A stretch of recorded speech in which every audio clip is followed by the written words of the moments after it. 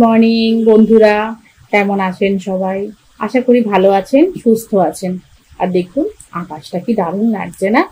মেঘলা আকাশ আমার দারুণ লাগে, তাই আমি টুক করে এখন চলে এসেছি একটু মেজো কাকাদের ছাদে। আর এই ছাদটা আপনাদের আগেই বলেছিলাম আমার ঘরের পাশেই একদম, তাই একটু চলে এসেছি গাছগুলো দেখতে। আর ভাবলাম আপনাদের সাথেও একটু শেয়ার করি। আর সকাল সকাল যদি গাছ, প্রকৃতি, ফুল দেখা যায় না, মনটা এমনিই ভালো হয়ে যায়। আর জানেন তো, আমিও ভাবছিলাম আমার ব্যালকনির গাছগুলো না ছাদে তুলে দেব। ভাবছি আজকেই তুলে দেবো, এত সুন্দর বৃষ্টি হয়েছে, একটু জল পাবে, রোদটাও ভালো পাবে। আর এই আলস্যর জন্য না আমার চারতলার ছাদে ওঠা হয় না। যদি এবার একটু এই গাছের জন্য আমি ছাদে উঠবো।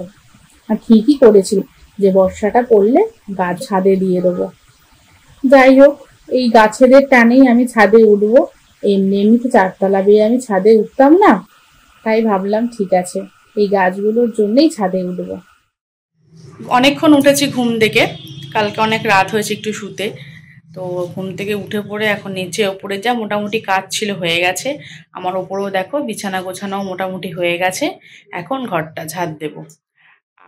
ঘর ঠর ঝাড় দেওয়া হয়ে গেছে, ঘর মোছাও হয়ে গেছে। এখন একটু কফি নিয়ে বসেছি, কফিটা খেয়ে নেব। আর কালকে যে জামা কাপড়গুলো কেচেছিলাম সেগুলো তোলা হয়নি, ওগুলো তুলবো, তুলে ভাঁজ করে তারপর যাবো চান করতে, তারপর পুজো করবো। তাহলে চলো চটপট কফিটা খেয়ে নিই। চান টান করে বসেছি, পুজো করাও হয়ে গেছে। একটু ল্যাপটপে কাজ ছিল, ওগুলো করলাম। জামা কাপড় কিছু ধোয়ার ছিল, ওগুলো কেচে, আজকে আর মেশিন চালাইনি, আজকে হাতেই কেচে দিয়েছি। এই একটা শাড়ি একটা কাপড়ের জন্য আমি মেশিন চালাই না, ওটা হাতেই কেচে দিই। ওগুলো মেলে দেওয়াও হয়ে গেছে। আর কালকে জামা কাপড়গুলো তুলে এনেছি, ওগুলো পরে ভাঁজ করব।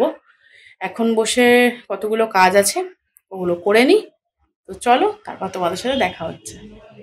জবা গাছটা আর পদ্ম গাছটা না আমরা ছাদে তুলে দিয়েছি, আর এখন বৃষ্টি হচ্ছে, একটু গিয়ে দেখে আসি ওগুলো কি অবস্থা। চলো।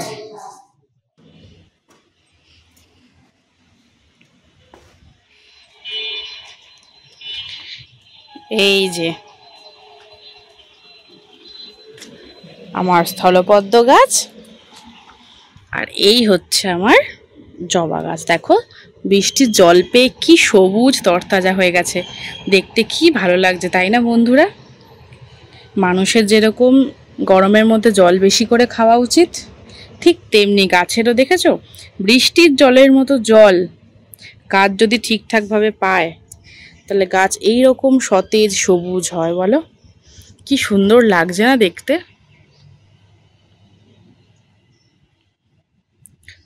প্রত্যেক কটা পাতা দেখেছো কি অসম্ভব সুন্দর কালার হয়েছে। এতদিন দেখেছো এই গাছগুলো আমার জানলাতে ছিল, এখন বর্ষা বলে ভাবলাম যে না, বৃষ্টির জলটাও পাবে, ছাদে দিয়ে আসি। আর এই দেখো একটা কুড়িও এসেছে। বৃষ্টি পড়ছে, বেশিক্ষণ আর ছাদে দাঁড়াবো না, আমার মাথায় বৃষ্টির জল পরে ঠান্ডা লেগে যাবে। চটপট নিচে চলে যাই, চলো নিচে চলো। নিচে চলে এসেছি আর লাঞ্চ নিয়ে বসে পড়েছি। আর আজকে একদম সিম্পল লাঞ্চ, ডাল, আলু ভাজা, শাক ভাজা, উচ্ছে ভাজা। তাহলে চলো ঝটপট লাঞ্চটা করে নিই। একটু রেস্ট নিয়েই দেখলাম রথ আসছে। চারিগ্রামে যেই রথটা বের হয়েছিল সেই রথ। জগন্নাথ দেব আজকে মাসির বাড়ি থেকে নিজের বাড়ি ফিরে যাচ্ছে। আর রথ মানেই তো পুজো চলে আসা। আর দেখো বন্ধুরা, কাকিমারা কিন্তু কীর্তনের সঙ্গে সঙ্গে দারুণ নাচছে। আর এই রথটা না এই বছর প্রথম আমাদের এখানে বেরোলো।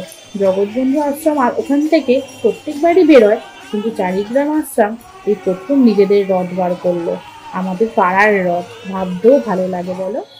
ঘুমিয়ে পড়েছিলাম, এখন 6টা বাজে, আজকে একটু বেশিই ঘুমিয়ে পড়েছি। যাই হোক, উঠে পড়ে এখন বিছানাটা একটু গুছিয়ে নেব।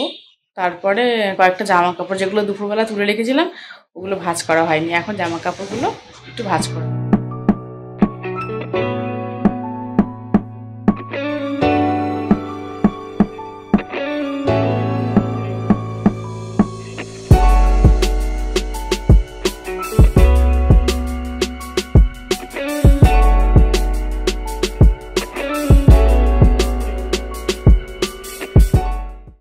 করতে করতে দেখি মা এসে পাঁপড় ভাজছে।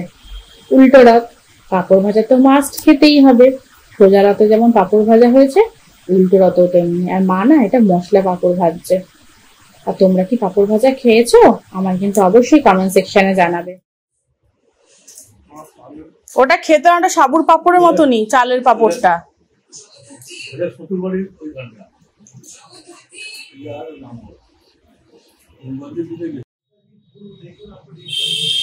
এইটা হচ্ছে পাঁপড় ভাজা, এটা হচ্ছে চালের পাঁপড়, আর এইটা হচ্ছে মশলা পাঁপড়। এই যে